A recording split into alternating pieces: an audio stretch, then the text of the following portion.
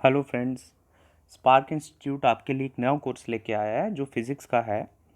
So let me give my introduction. My name is Aman Gupta and I am a civil engineer presently working as a junior engineer. Okay. So इस video में वो topics देखेंगे जो इस course में मैं आपको करवाऊँगा, उनके बारे में मैं थोड़ा आपको बताऊँगा and then we will proceed to our first chapter.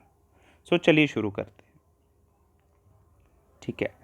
तो जैसे कि आप देख सकते हैं कि हम फिज़िक्स का ये कोर्स इसीलिए लाए हैं बिकॉज़ फिज़िक्स काफ़ी एग्ज़ाम्स में डायरेक्टली नहीं तो इनडायरेक्टली पूछी जाती है। इवन डायरेक्ट आपको कोर्स में फ़िज़िक्स देखने को नहीं मिलेगी, बट काफ़ी बार जनरल अवेयरनेस में या जनरल साइंस में फ़िज़िक्स का आपको काफ़ी क्वेश्चंस देखने को मिलते हैं। तो वो कौन कौन से एग्ज़ाम्स हैं जिसमें हमें फ़िज़िक्स पूछी जाती है, आप देख सकते हैं। जैसे बैंक में पूछते हैं, सीजीएल में पूछते हैं, सीएचएसएल में पूछते हैं, रेलवे के एग्ज़ाम्स में पूछते हैं, जेके एसएसबी के एग्ज़ाम्स में पूछते हैं और काफ़ी एग्ज़ाम्स होते हैं।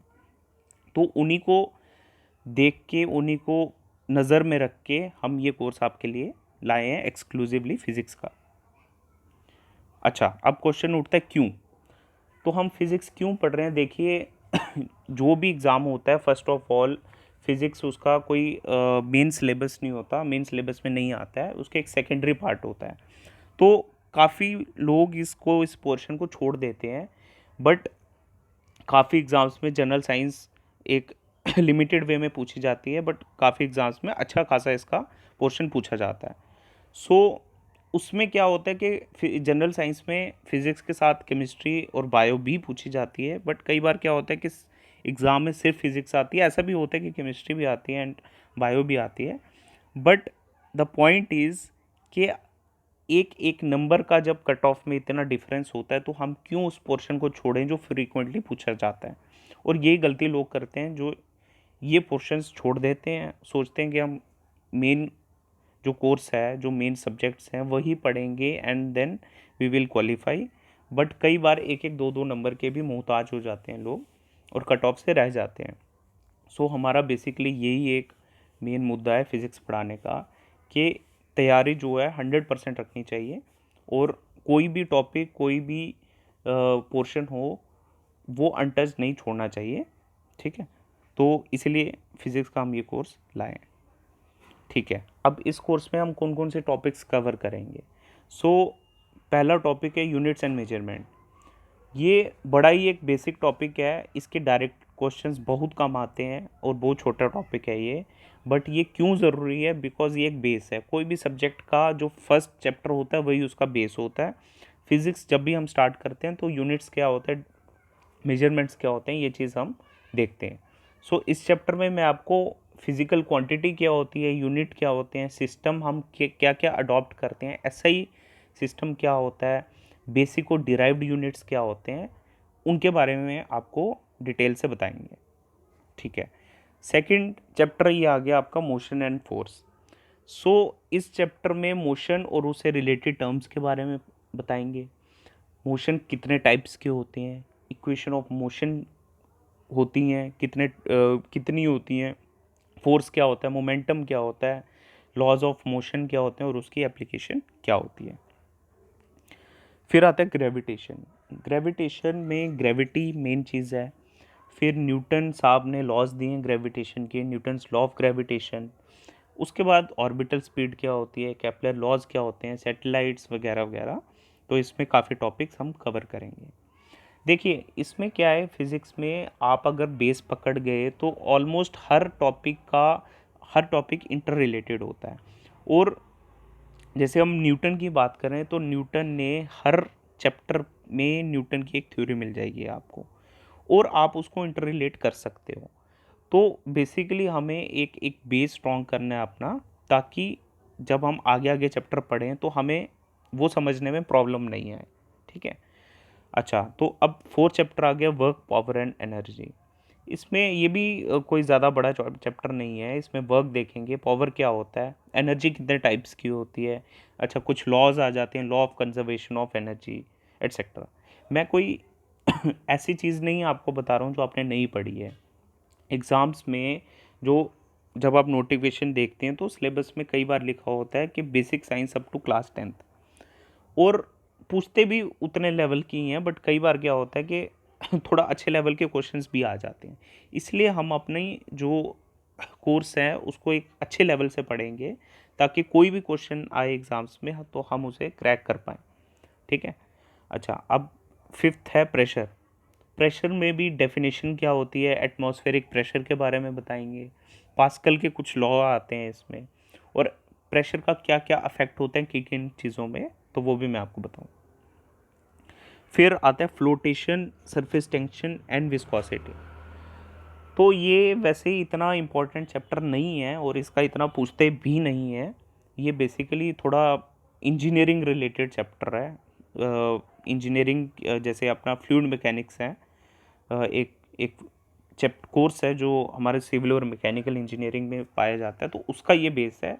बट स्टिल कई बार ये इसका पूछ लेते हैं, और ये एक बड़ा बेसिक सब्जेक्ट ये चैप्टर है, तो इसलिए इसको पढ़ना बड़ा ज़रूरी है। फिर आती है इलास्टिसिटी। ओके, तो इलास्टिसिटी भी जैसे ये है, इसका ज़्यादा यूज़ सिविल इंजीनियरिंग में है, बट इलास्टिसिटी को हम बड़ा एक स्मॉल वे में पढ़ेंगे यहाँ पे, और बड़ा बेसिक देखेंगे, स्ट्रेस क्या होता है, स्ट्रेन क्या होता है, जो बेसिक टर्म्स पता होनी चाहिए, और इससे रिलेटेड क्वेश्चन आए भी हैं। हुक्स लॉ क्या होता है, तो ये बड़ा बेसिक है, ये पहले भी पढ़ा हुआ है, आप सब ने पढ़ा हुआ है ये, हम जस्ट उस चीज़ को रिवाइज करेंगे। अच्छा, फिर आते हैं सिंपल हार्मोनिक मोशन। इसमें ज़्यादा जाने की ज़रूरत नहीं है, ये बड़ा ही कॉम्प्लेक्स है, और इतना कॉम्प्लेक्स कोई पूछता भी नहीं है एग्ज़ाम में। जो एग्ज़ाम्स हम टारगेट कर रहे हैं उसमें कुछ नहीं पूछता, बट स्टिल हम इसमें थोड़ा पेंडुलम के बारे में पढ़ लेंगे। अच्छा, फिर आते हैं वेव्स एंड साउंड। ये थोड़ा बड़ा चैप्टर रहेगा, और इसमें काफ़ी कुछ है, डेफिनेशंस हैं, वेव्स कितने टाइप की होती है, साउंड क्या है, साउंड वेव्स क्या है, और उससे रिलेटेड टर्म्स। फिर डॉपलर इफेक्ट आता है इसमें, मैच नंबर आता है इसमें, और इस चैप्टर से डायरेक्ट क्वेश्चंस आते हैं। तो थोड़ा सा बड़ा चैप्टर रहेगा, बट बहुत ही आसान चैप्टर है। ओके, सो फिर है हीट एंड टेम्परेचर। तो हीट एंड टेम्परेचर भी अच्छा चैप्टर है, थोड़ा सा ये भी लेंथी चैप्टर रहेगा हमारा, पर इसमें भी काफ़ी बेसिक चीज़ें हैं जो काफ़ी रिपीटेटिव हैं एग्ज़ाम्स में, बहुत क्वेश्चन आते हैं इसके। तो इसमें हीट के बारे में पूछते हैं, टेम्परेचर के बारे में पूछते हैं, उससे रिलेटेड टर्म्स हैं। अच्छा, कन्वर्जन्स हैं कुछ, न्यूटन्स लॉ इसमें भी आता है, और थर्मोडाइनमिक्स का कुछ पोर्शन है जो इम्पोर्टेंट है और जो पूछते हैं, तो वो भी हम देखेंगे। अच्छा, फिर लाइट। लाइट सबने आई थिंक नाइन्थ क्लास में भी इसका बेसिक पढ़ा है, और 11th में भी इसको डिटेल से पढ़ा है। बट लाइट इसकी डेफिनेशन देखेंगे, लॉज ऑफ रिफ्लेक्शन है, मिरर के बारे में सबको पता है, रिफ्रैक्शन क्या होती है, टीआईआर क्या होता है, स्कैटरिंग क्या होती है, रेनबो कैसे बनता है, पोलराइजेशन क्या होती है, और ह्यूमन आई के बारे में भी थोड़ा जानेंगे। ये जो आपको मोटे मोटे चश्मे लगे हैं, ये बेसिकली क्या होता है, ये कौन सा लेंस होता है, ये कैसे काम करता है, ये सब देखेंगे हम इस चैप्टर में। ओके। अच्छा, फिर आते हैं इलेक्ट्रिसिटी एंड इट्स एप्लीकेशंस। तो ये बड़ा बड़ा एक कॉमन फिनोमिना है बिजली का, सबको पता है बिजली क्या होती है, घर में सबके बिजली रहती है, तो इसके बारे में जानेंगे। चार्ज क्या होता है, इलेक्ट्रिक फील्ड क्या होती है, पोटेंशियल डिफरेंस, ओम्स लॉ एक बड़ा बड़ा एक बेसिक सा लॉ है ये, और बड़ा फेमस लॉ है ये ओम्स लॉ। रेजिस्टेंस क्या होती है, फ्यूज़, बल्ब, ट्रांसफार्मर, सब बताऊंगा मैं आपको इसमें, और उतना ही बताऊंगा जितना एग्ज़ाम रिलेटेड है, फालतू की हमें पीएचडी नहीं करनी है। अच्छा, नेक्स्ट इज़ मैग्नेटिज्म। ओके, सो इसमें भी ये इलेक्ट्रिसिटी से ही रिलेटेड है, ये दोनों फिनोमिना इंटर रिलेटेड है, और इसमें मैग्नेटिक फील्ड क्या है, प्रॉपर्टीज़ क्या है, magnetic effects of current, current से क्या क्या मैग्नेटिक इफेक्ट्स कैसे प्रोड्यूस होते हैं, और इलेक्ट्रोमैग्नेट के बारे में थोड़ा पढ़ेंगे। ओके, फिर हमारा चैप्टर आता है एटॉमिक एंड न्यूक्लियर फिजिक्स। तो ये ये हम बेसिकली केमिस्ट्री में भी इसका पोर्शन है, और भी कई सब्जेक्ट्स में ये ऑलरेडी कवर होता है, बट स्टिल हम इसको फिज़िक्स में भी पढ़ेंगे, और जिसने पहले से पढ़ा है उसकी रिवीजन ही हो जाएगी इसमें। एनोड रेज क्या होती हैं, कैथोड रेज क्या होती हैं, अच्छा ड्यूल नेचर ऑफ लाइट क्या होता है, फ्यूजन क्या होती है, न्यूक्लियर फ्यूजन क्या होता है, अच्छा, और थोड़ा डायोड्स, इलेक्ट्रॉनिक्स पार्ट भी मैं इसमें आपको बता दूंगा।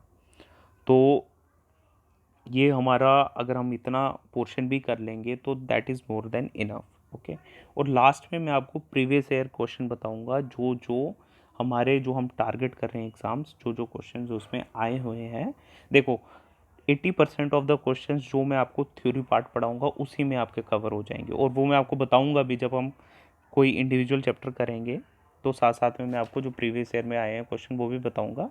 बट कई बार क्या होता है कि कुछ क्वेश्चंस जो होते हैं जो डायरेक्टली थ्योरी से रिलेटेड नहीं होते, और वो उसको थोड़ा घुमा के पूछ लेते हैं, तो वो हम उसको लास्ट में कवर करेंगे, जिससे आपकी एक थॉरो रिविजन हो जाएगी।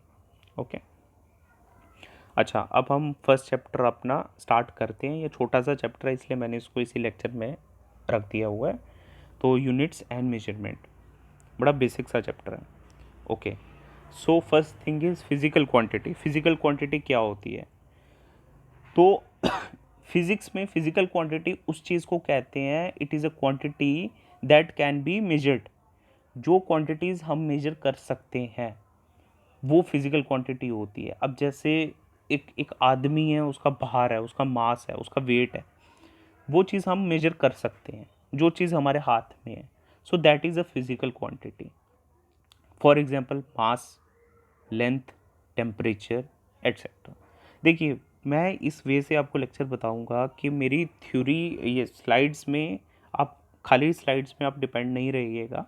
मैं जो बोलूँगा वो ज़्यादा आपको चीज़ें बताऊंगा। स्लाइड्स मैंने जस्ट एक बुलेट पॉइंट्स बनाए हुए हैं, तो ये कोई एक थ्योरी नहीं है, और आपको सुनना पड़ेगा क्या बता रहा हूँ मैं, और आप अपने हिसाब से नोट्स बनाइए उसके। ओके, ठीक है। सो ये मैंने आपको बताया फिजिकल क्वांटिटी क्या होती है। ओके, सो अच्छा, अब हम आते हैं fundamental quantities and derived quantities. अच्छा, अब जो फिजिकल क्वांटिटी जो हम मेजर कर रहे हैं, जो क्वांटिटीज़ किसी भी चीज़ पे डिपेंड नहीं करती है, द फिजिकल क्वांटिटीज़, ध्यान से सुनिए, the physical quantities which do not depend on other physical quantities are known as fundamental quantities. क्या मतलब हुआ इसका? देखिए कुछ, हर चीज़ को देखिए, एक कोर्स है, उसका एक बेस है। हम अगर बेस पढ़ेंगे तो पूरे कोर्स में उसी को हम यूज़ करेंगे, उसी के 10 फार्मूले बनाएंगे, उसी के 20 फार्मूले बनाएंगे, ठीक है। बट जो बेस है वो तो बेस रहेगा। या इसको आप इस लैंग्वेज में सोचिए कि जैसे हमारे हिंदुइज्म में कहते हैं ब्रह्मा, विष्णु और महेश, और जितने भी ये एक तीन वो हैं, और जितने भी बाकी ये देवता हैं, ये सब यहीं से निकले। सो बेसिकली आपको जो बेस है उसका उसका क्रिएटर नहीं आपको पता है, बट जो वहाँ से निकले हैं उसके आपको क्रिएटर पता है, जो बेस होगा। समझ रहे हो? तो वो फिजिकल क्वांटिटीज़ जो किसी भी बनने में किसी भी चीज़ पे डिपेंड नहीं करती है, वो फंडामेंटल क्वांटिटीज़ हैं, जो हमारा बेस क्वांटिटीज़ होती हैं। जैसे मास है। अब मास, आप खुद आप ऐसे तो सोचो कि मास किस पे डिपेंड करता है, या लेंथ जो है वो किसी पे डिपेंड नहीं करती है। अब आपको ये समझ आएगा जब मैं आपको डिराइव्ड क्वांटिटीज़ की एग्जांपल दूंगा, तब आपको समझ आएगा कि कैसे वो डिपेंड करती हैं फंडामेंटल पे। तो इसकी एग्जांपल आप लिख लो, फंडामेंटल क्वांटिटीज़ है mass, length, time and electric current. Okay, and etcetera, ठीक है। और अब मैं आपको बताता हूँ derived quantities. These are those quantities that depend on physical quantities, sorry, all physical quantities which are not fundamental but derived from it. वही मतलब हुआ इसका, ठीक है। जो फंडामेंटल क्वांटिटीज़ नहीं है, जो बेस नहीं है, बट वो वहीं से ड्राइव की हुई हैं। जैसे कि स्पीड। अब स्पीड क्या है? Speed is basically distance per unit time. एक एक घंटे में समझ लो हम 50 किलोमीटर कवर कर सकते हैं, so our speed is 50 kilometre per hour. तो आप देख रहे हो कि स्पीड में हम डिस्टेंस और टाइम को ले रहे हैं, तब हम स्पीड को डिफाइन कर रहे हैं। So this is a derived quantity. और फिजिकल क्वांटिटी को जब हम डिफाइन करते हैं तो हम उनकी इंडिविजुअलिटी को लेते हैं, वो किसी पे डिपेंड नहीं करती, ठीक है। सो आप डिराइव्ड क्वांटिटीज़ की एग्जांपल ले सकते हैं, स्पीड, वॉल्यूम, एक्सेलरेशन, एट्सेट्रा। इन सब के मतलब मैं आपको विद टाइम बताऊंगा जब ये टर्म्स आएंगी। अभी आप फिलहाल इनकी एग्जांपल्स लिख लीजिए। ओके, ठीक है। सो अब हम आते हैं यूनिट पे। ये यूनिट क्या चीज़ होती है। देखिए अब हमने तो देख लिया कि फिजिकल क्वांटिटी क्या है और डिराइव्ड क्वांटिटी क्या है, बट हमें उसको डिफाइन भी तो करना है, हमें उसको डिफाइन भी करना है। सो द चोजन स्टैंडर्ड, एक स्टैंडर्ड लेते हैं हम, used for measuring a physical quantity. एक स्टैंडर्ड जो फिजिकल क्वांटिटी को मेजर करे उसको हम यूनिट कहते हैं, ठीक है। जैसे स्पीड की एग्जांपल ले लो। अब स्पीड को हम total distance covered by total time taken, ये इसकी एक डेफिनेशन होती है। तो हम इसको जो यूनिट लेते हैं, जैसे हम किलोमीटर पर आवर अपनी गाड़ियों की स्पीड देते हैं, बट इसका जो बेसिक यूनिट होता है किलोमीटर पर आवर ले लो या मीटर पर सेकंड ले लो, तो ये किलोमीटर पर आवर वो डिफाइन कर रहा है स्पीड को कि हाँ भाई ये इसकी स्पीड है। तो यूनिट, इसको हम यूनिट कहते हैं जो पूरी फिजिकल क्वांटिटी को ये डिफाइन करता है। तो वो चीज़ होती है यूनिट, एक स्टैंडर्ड होता है जो फिजिकल क्वांटिटी को मेजर करता है। ओके, सो ये एक यूनिट की डेफिनेशन थी, आप वीडियो पॉज करके आप लिख सकते हैं। अच्छा, अब सिस्टम ऑफ यूनिट्स। यूनिट्स जो कितने टाइप्स के सिस्टम होते हैं। देखो यूनिट्स डिपेंड ऑन चॉइस। हम हम कुछ किसी भी चॉइस से हम सिस्टम को डिफाइन कर सकते हैं। फॉर एग्जांपल इंडिया में हम स्पीड जो है वो किलोमीटर पर आवर पे लेते हैं, या स्पीड छोड़ो आप, ये हमारा डिस्टेंस है, डिस्टेंस हम किलोमीटर पे लेते हैं। बट अमेरिका में डिस्टेंस किलोमीटर पे नहीं होता, माइल्स पे होता है, आपने सुना होगा। वैसे ही यहाँ पे जो स्मॉल डिस्टेंस हम मीटर पे मेजर करते हैं, बट अमेरिका में वो फुट पे मेजर करते हैं। अब वो क्यों करते हैं वो उनकी मर्ज़ी है, उन्होंने अपना एक सिस्टम डिफ़ाइन किया हुआ है, एक स्टैंडर्ड डिफ़ाइन किया है कि हमने डिस्टेंस फुट पे ही मेजर करना है, स्मॉल बड़ा हमने जो रोड्स हैं वो माइल में ही करनी है, ठीक है। तो वैसे डिफरेंट टाइप्स ऑफ सिस्टम है, जैसे एक MK सिस्टम हो गया, एक CGA सिस्टम है एंड FPS सिस्टम है। अब आप इसकी फुल फॉर्म लिख सकते हो। MKS is metre, kilogram and second. CGS is centimetre, gram and second. FPS is foot, pound and second. देखो हम यहाँ पे मास को किलोग्राम में डिफाइन करते हैं, बट वहाँ पे मास को किलोग्राम की जगह पाउंड में डिफाइन करते हैं, ठीक है। तो ये डिफरेंट सिस्टम ऑफ यूनिट्स हैं जो एग्जिस्ट करते हैं।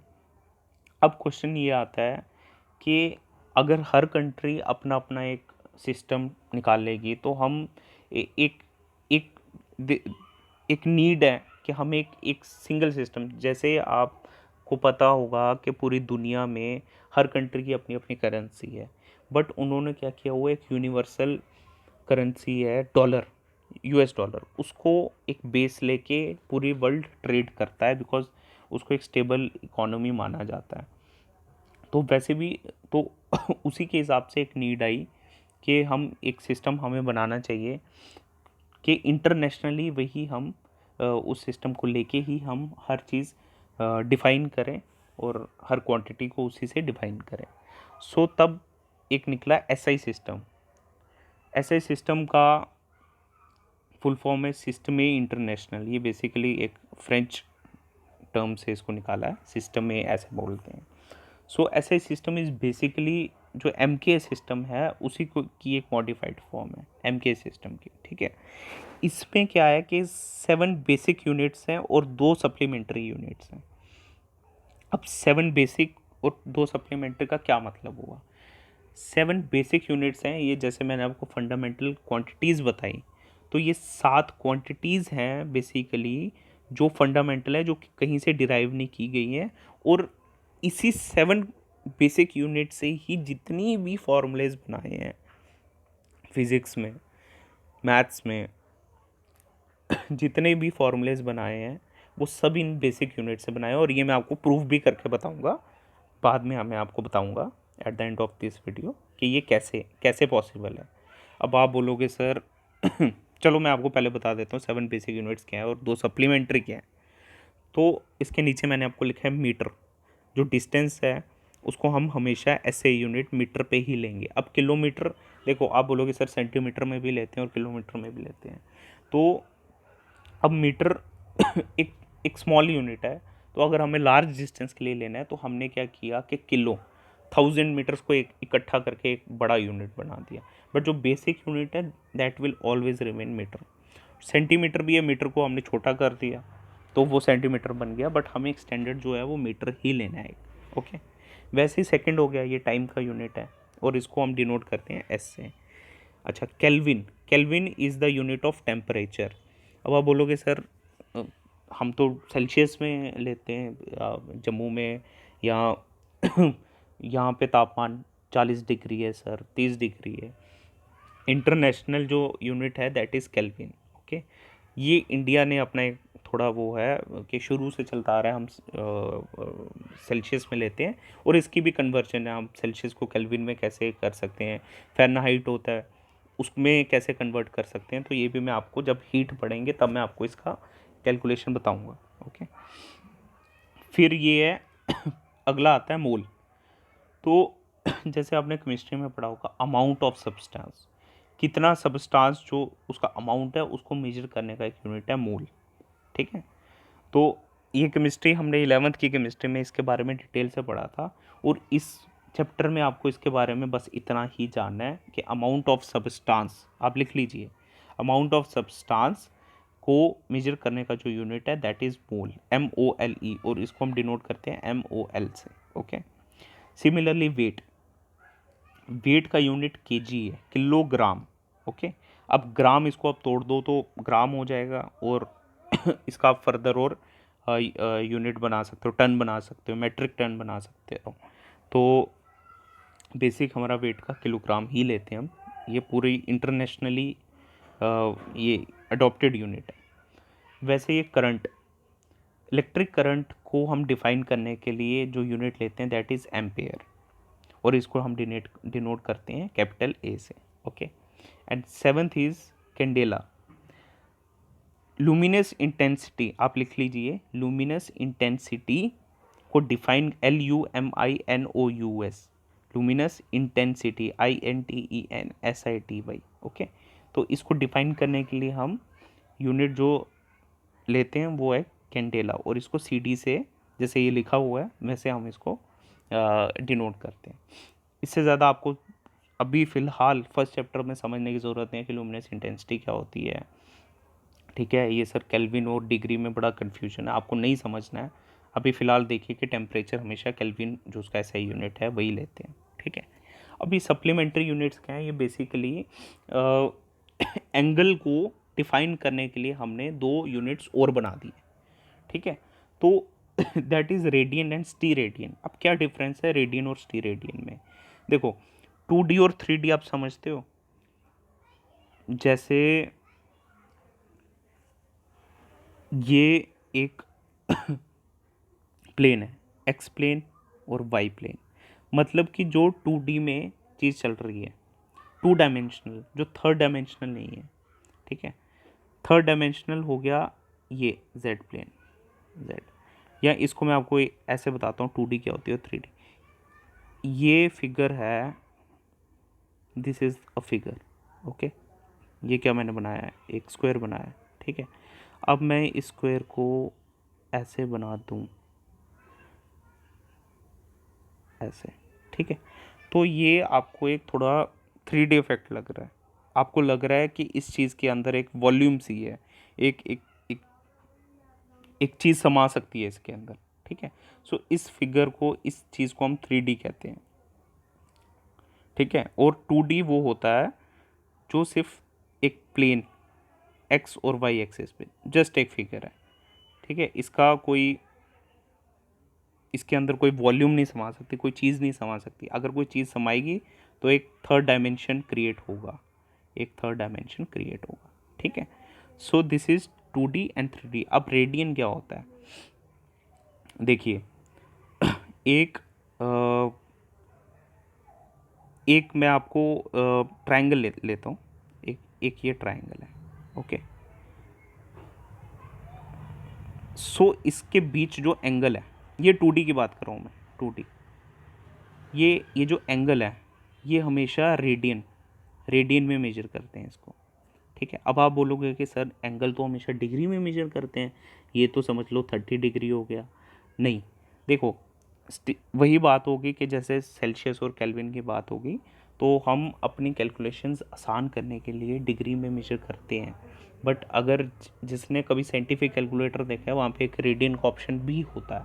और रेडियन क्यों हम करते हैं, देखो इसका एक आपको एक इंजीनियरिंग पॉइंट ऑफ व्यू से आपको मैं इसका आंसर देता हूँ कि रेडियन इसलिए यूज़ करते हैं क्योंकि इंजीनियरिंग कॉम्प्लेक्स कैलकुलेशंस होती हैं जिसमें कई बार हमको एंगल की मल्टीप्लिकेशन करनी पड़ती है। ठीक है, तो देन आप 30 डिग्री इंटू 2 नहीं कर सकते।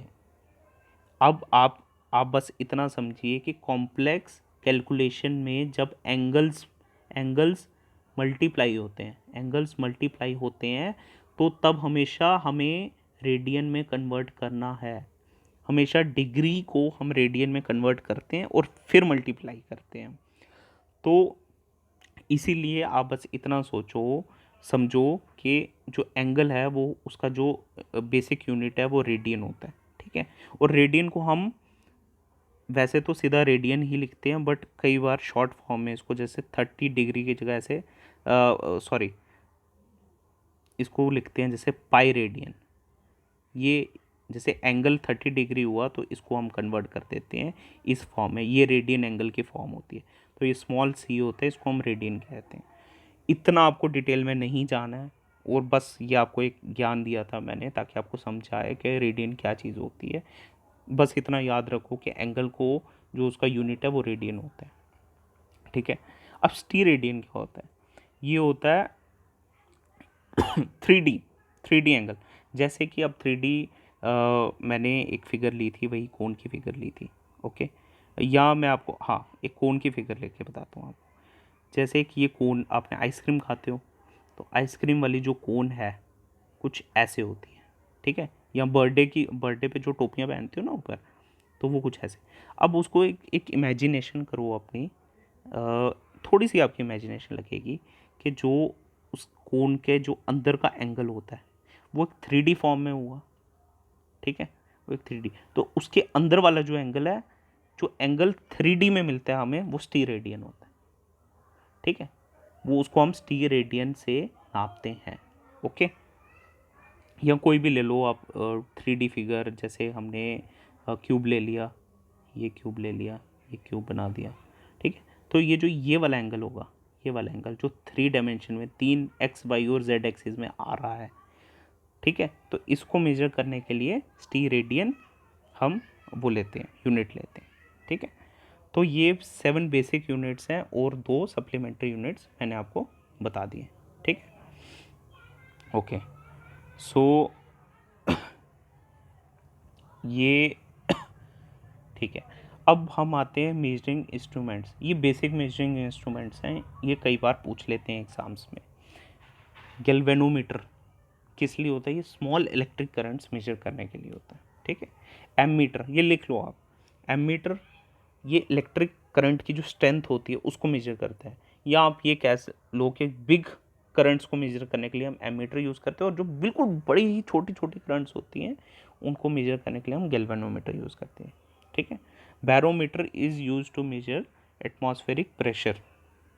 Hygrometer measures humidity. Atmospheric pressure क्या होता है, इलेक्ट्रिक करंट क्या होती है, ये सब मैं आपको बाद में बताऊंगा, जस्ट आप इसको नोट डाउन कर लो। ठीक है, वोल्ट मीटर वोल्टेज को मेजर करता है, और lactometer specific gravity of milk. ठीक है, यहाँ ये यूज़ करते हैं हम देखने के लिए कि मिल्क दूध में कितना पानी डाला हुआ है इन्होंने। ठीक है, तो ये एक बेसिक सी वो मेजरिंग इंस्ट्रूमेंट्स थे। अच्छा, अभी मैं आपको थोड़े प्रीवियस ईयर क्वेश्चन बताऊंगा जो इन्होंने थोड़ा सा घुमा के पूछे थे। ये सब क्वेश्चन एग्जाम्स में आए हुए हैं, सब क्वेश्चन एग्जाम्स में आए हुए हैं।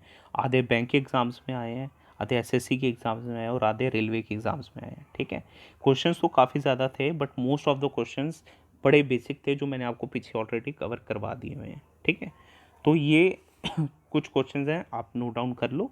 जैसे किलो वॉट आर, ये किसका यूनिट है। देखो, पावर पावर का यूनिट होता है पावर का यूनिट है वॉट। ओके, ये मैं आपको अभी इस चैप्टर में मैंने आपको नहीं बताए हैं सारे यूनिट्स। जैसे जैसे हम जो जो चैप्टर पढ़ेंगे साथ साथ में मैं आपको यूनिट्स बताते रहूँगा, ठीक है। तो ये पावर का यूनिट होता है वॉट, और वॉट को हम 10⁻³ कर दें तो किलो वॉट बन जाता है, ठीक है। अब किलो वॉट को अगर हम मल्टीप्लाई करते हैं टाइम के साथ तो वो हमें एनर्जी देता है। ये मैं आपको एनर्जी के चैप्टर में बताऊंगा, ठीक है। तो एक क्वेश्चन आया था कि किलो वॉट आर किसका यूनिट होता है, तो ये यूनिट होता है एनर्जी का, ये मैं आपको बताऊंगा वहाँ पे।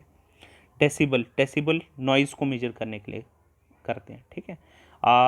आपने देखा होगा कि कुछ सिटीज़ में नॉइज़ जो उसका लेवल डिफाइन होता है उससे ज़्यादा नॉइज़ हो जाए तो कई बार, जैसे आपने एक बड़ी एक वीडियो वायरल हुई थी जिसमें मुंबई के ट्रैफिक सिग्नल था, तो वो सिग्नल क्या हो जाता था कि कुछ एक पर्टिकुलर वॉइस इंक्रीज़ हो जाते थे तो सिग्नल रेड हो जाता था।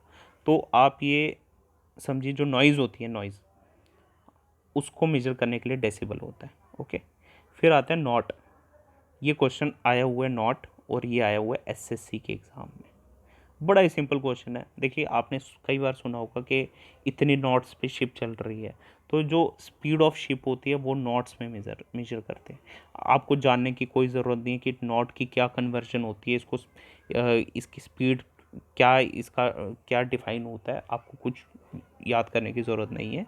जस्ट देखिए कि नॉट जो होता है वो हम स्पीड ऑफ शिप मेजर करने के लिए यूज़ करते हैं। ओके, अच्छा, एस्ट्रोनॉमिकल यूनिट, ये काफ़ी बार एग्ज़ाम्स में पूछते हैं कि 1 एस्ट्रोनॉमिकल यूनिट कितना होता है। तो देखिए, एक 1.5 इंटू 10⁻11 ये चीज़ आपको शायद पता होगी, आपने मैथ्स में भी पढ़ा होगा कि जैसे 100 को हम 10⁻² लिख सकते हैं, वैसे एक यूनिट है मतलब कि जब 10 के आगे 11 ज़ीरो लगेंगे और उसको 1.5 से मल्टीप्लाई करोगे तो जो हमारे पास क्वांटिटी बनेगी that is equal to 1 astronomical unit. अब आप बोलोगे सर ये तो बहुत ही बड़ी क्वांटिटी हो गई, बहुत बड़ी ये मीटर में आ गया। तो ये एस्ट्रोनॉमिकल यूनिट है जो ऊपर ये यूज़ करते हैं, तो वो ऑब्वियसली बड़ी डिस्टेंस काफ़ी ज़्यादा होते हैं उसके। ओके, फिर हॉर्स पावर बड़ी बार पूछते हैं, तो हॉर्स पावर गाड़ियों की जो शक्ति होती है वो हॉर्स पावर में मेजर होती है। So horse power 1 horse power equal to 746 watt, ये आप लिख लीजिए, ठीक है। इन्होंने क्या किया कि किसी ने बोला कि भाई एक 746 वाट जो होंगे उसको हम एक हॉर्स पावर बोलेंगे, और गाड़ियों की पावर और भी बड़ी मशीन्स की पावर एचपी पे हम देखते हैं, ठीक है। तो ये एक यूनिट है। फिर डेप्थ ऑफ ओशन जो है फैथोमीटर, ओके, ये भी आप लिख लीजिए, ठीक है। तो ये कुछ प्रीवियस ईयर क्वेश्चन थे जो मेरे को लगा कि आपको बता देने चाहिए थे, बाकी हमने ऑलरेडी कवर कर दिया हुआ है। ओके, अच्छा, अब लास्ट पोर्शन है डायमेंशनल एनालिसिस। तो डायमेंशन एनालिसिस जो है ये बेसिकली ये हम क्या है कि किसी भी क्वांटिटी को एक एक दूसरी फॉर्म में लिखने का तरीका है।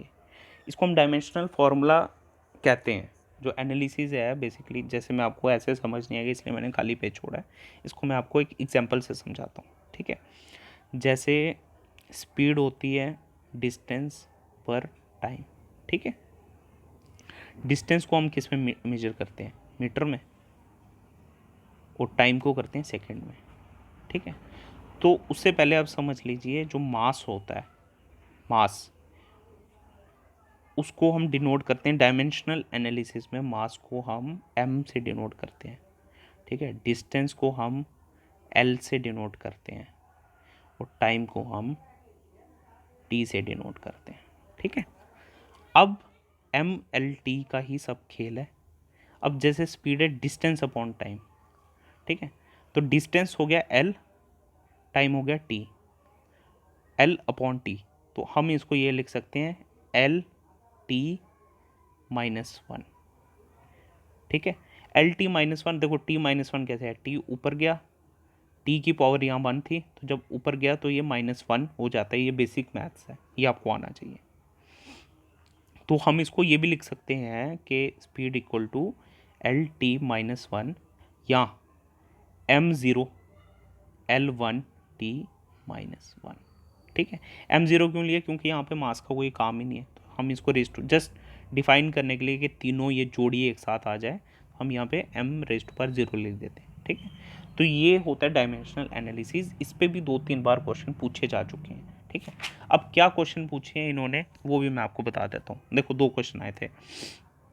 फोर्स, इन्होंने पूछा था फोर्स का डायमेंशनल फॉर्मूला बताओ।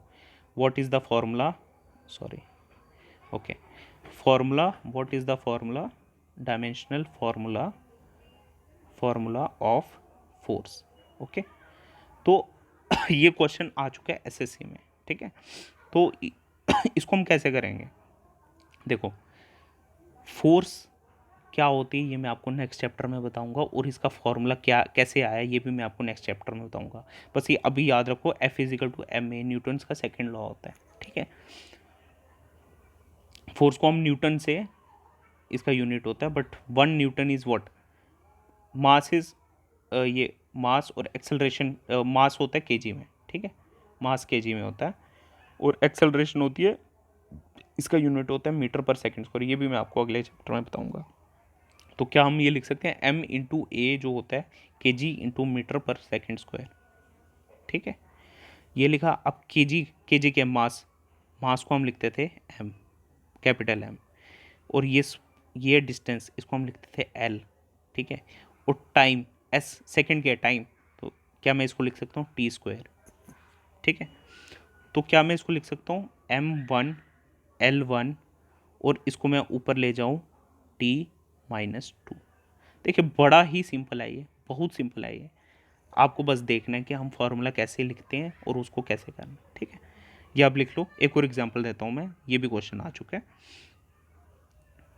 सॉरी, ओके, ठीक है। अच्छा, दूसरा क्वेश्चन आया था वर्क का, डायमेंशनल फॉर्मूला ऑफ वर्क।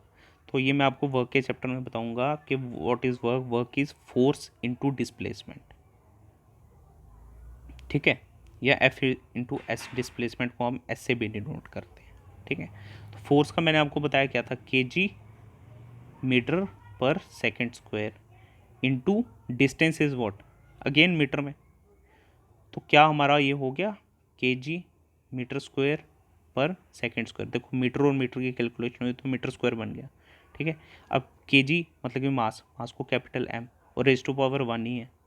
अच्छा, m is what, small m is length, तो और इसके ऊपर पावर 2 है, mL2, और second is time, so this is t, और ये ऊपर गया, so this is -2, so m1 L2 and t-2।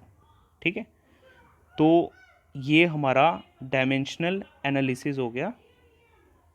और बस इसी पे आपको अगर क्वेश्चन भी आया तो आपको बड़ा बेसिक्स आएगा। एरिया क्या होता है, area is length into breadth, तो लेंथ इज़ व्हाट, मीटर, और ब्रेथ इज़ मीटर, मतलब कि मीटर स्क्वायर, मतलब कि L⁻², तो यहाँ आप इसको लिख सकते हो m0 L2 and t is also 0। ठीक है, तो ये बड़ा बेसिक है कि डायमेंशन एनालिसिस क्या होती है, और बड़े बेसिक क्वेश्चन आते हैं।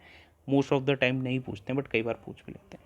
ठीक है, ओके, सो ये हमारा फर्स्ट चैप्टर ख़त्म हो गया है, यूनिट्स एंड मेजरमेंट। आपका अगर कोई डाउट है तो आप उसको पूछ लीजिएगा, और इस चैप्टर में जितना मैंने आपको बताया बस इतना ही करना है आपको, इससे ज़्यादा आपको कुछ करने की ज़रूरत नहीं है। ठीक है, सो थैंक यू।